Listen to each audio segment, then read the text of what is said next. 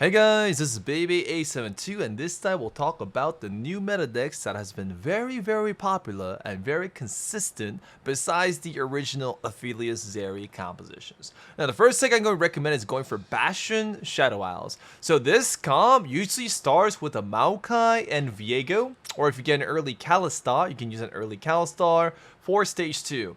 And as you progress into stages, you want to find the Kalistar, you want to find the Bastion units, and once you're level 7, you roll down and you try to look for Gwen, Kaisa, and Shen. Those are the units that you want to have. So you have the Bastion at the front, taking the damage, and you have your Shadow Owl units giving you infinite damage output and decent sustainability. The end game for this comp is always going to be Cassante and Senna, and the augments that you want is going to be the Bastion healing augment, or maybe the augment that does give Bastions more HP and natural healing.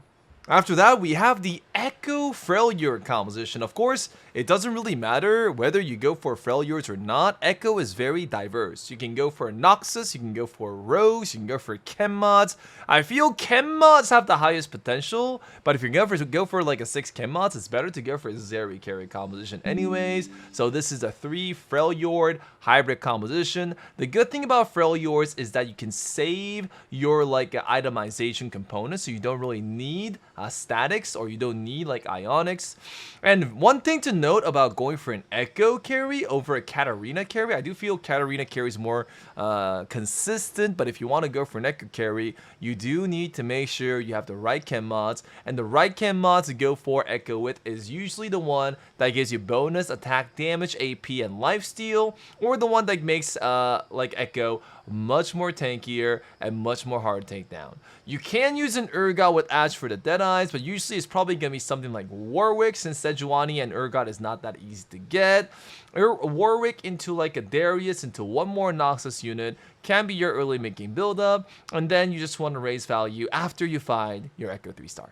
And lastly, the carry composition is going to be Strategist Lux. This is a different variation than the pure Sork Lux, because the pure Sork variation doesn't really have a lot of value, so people do prefer to build into Strategist. The most important thing to note is that you do want the Ornn itemization for Deathfire Grasp to go for this comp. Many people don't realize that you can't just go for a blue buff Jewel Gauntlet onto Lux, give her a Radiant itemization, hope for the best. No, that's not how it works. You do need to give Deathfire's Grasp, so the damage output will be insane. You do want Jarvan and Swain to have decent tank itemizations to buy time, so the rest of your composition can clean up. There's also a different version of this composition where you can use Garen and Nasus into Talia, so that would actually give you 3 the Mashas into 3 a Shurima as well too, but I don't think Shurima is that important. You can choose to go for it if you're offered the options. The synergies are very clean, but I do feel the most important thing to remember when going for this comp is to have that Ornn itemization, Deathfire's Grasp. Hope you guys enjoyed the short summary. If you guys want more content like this, never forget to like and post a comment below, and I will see you guys in the next video. Thank you guys for watching.